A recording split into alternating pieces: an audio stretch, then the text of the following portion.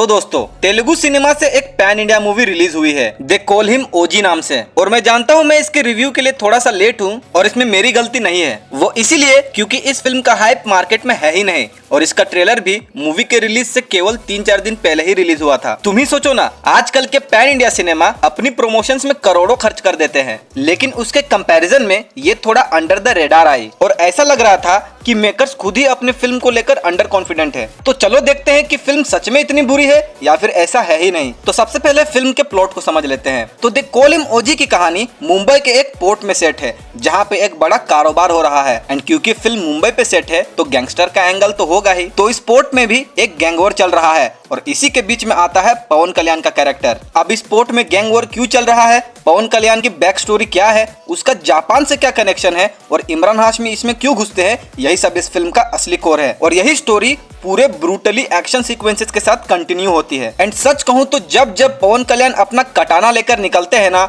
तो जेन्युइनली लगता है अब ये बंदा एकदम हाशिरा बन चुका है। लेकिन फिर बात वहीं पे आ जाती है कि ये एक साउथ की फिल्म है और साउथ के फिल्मों में एक्शन कितने भी स्टाइलिश और मासी लगे पर एक समय के बाद वो एक्शन एकदम ओवर द टॉप फील होने लगता है। मेरे कहने का मतलब है कि एक्शन सीक्वेंसेस में ऐसे अनबिलीवेबल चीजें दिखाई जाती है कि जिसे देखकर तुम कहोगे भाई ये तो थोड़ा ओवर हो गया। इसी पर अगर हम बात करें फिल्म के स्टाइल और लुक की तो फिल्म विजुअली अपीलिंग है। मतलब जो एस्थेटिक बनाया गया है वो एकदम स्टाइलिश है और कुछ सेट पीसेस तो जेन्युइनली लाजवाब है। लेकिन फिर प्रॉब्लम वहीं पे आ जाती है जब वीएफएक्स की बात होती है, जिनमें से कुछ शॉट्स तो मुझे एकदम ऑफ लगे और इन शॉट्स को देखकर तो एक छोटा सा बच्चा भी बता देगा कि ये तो ग्रीन स्क्रीन है। बात करें अगर फिल्म के रन टाइम की तो फिल्म 2.5 घंटे का है, जिसमें से पहला हाफ कंपैरेटिवली एंगेजिंग है क्योंकि फर्स्ट हाफ में एक पॉलिटिकल एंगल भी जोड़ा गया है जो कहीं कहीं पर एंगेजिंग लगता है। तो फर्स्ट हाफ को तुम रियली एंजॉय करने वाले हो, स्पेशली जब पवन कल्याण की एंट्री होगी एंड उनका एंट्री वाला सीन विद कटाना, भाई साहब एकदम एनर्जी हाई हो जाएगी। और इसी के साथ टाइटल कार्ड का अनाउंसमेंट भी हो रहा था और ये एकदम डेडपूल और वुल्वरिन की ओपनिंग सीन की याद दिला रहा था। लेकिन जैसे ही सेकेंड हाफ शुरू होता है फिल्म अपना मोमेंटम लूज कर देती है क्योंकि सेकेंड हाफ में रिवेंज मोड चालू हो जाता है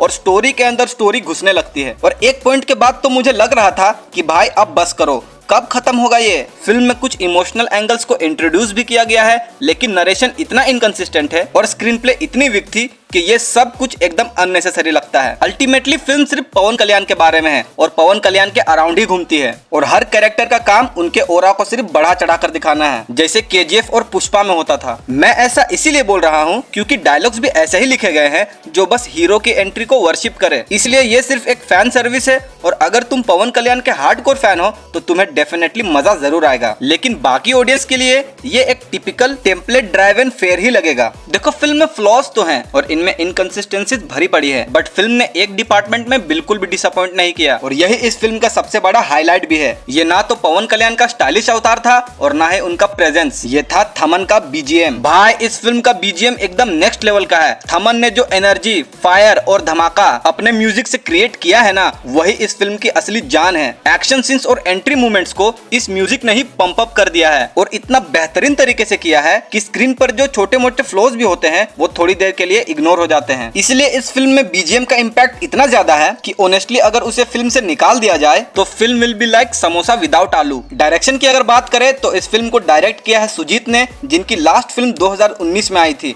और वो साहो थी। एंड सोचो इस फिल्म को बनने में पूरे 4 साल लग गए। इस फिल्म के साथ सुजीत एक अलग यूनिवर्स क्रिएट करना चाहते हैं क्योंकि फिल्म में कुछ चीजें ऐसी दिखाई गई है जो डायरेक्टली साहो से लिंक्ड है। और ऑनेस्टली बोलूं तो मैं इस यूनिवर्स के लिए बिल्कुल भी रूट नहीं कर रहा क्योंकि साहो भी मुझे पसंद नहीं आई थी और ये फिल्म भी उसी जोन में घूमती है। एंड में सिंपल बात यह है कि दे कॉल हिम ओजी एक फैन सर्विस हैवी फिल्म है जो सिर्फ पवन कल्याण के ओरा के लिए बनाई गई है। तो इसीलिए अगर तुम उनके फैन हो तो थिएटर जरूर जाओ, लेकिन अगर तुम सिर्फ एक सॉलिड गैंगस्टर एक्शन फिल्म और इमरान हाशमी के लिए जा रहे हो तो यह फिल्म तुम्हें डिसअपॉइंट जरूर करेगी। मेरे तरफ से इस फिल्म को 2 आउट ऑफ 5 स्टार्स। वीडियो अगर पसंद आया तो इसे लाइक करो और अगर मेरे किसी भी पॉइंट से तुम डिसएग्री करते हो तो इसे कमेंट सेक्शन में डालना मत भूलना। आज के लिए बस इतना ही, मैं मिलता हूँ तुम सबसे अगले वीडियो में, तब तक के लिए बाय।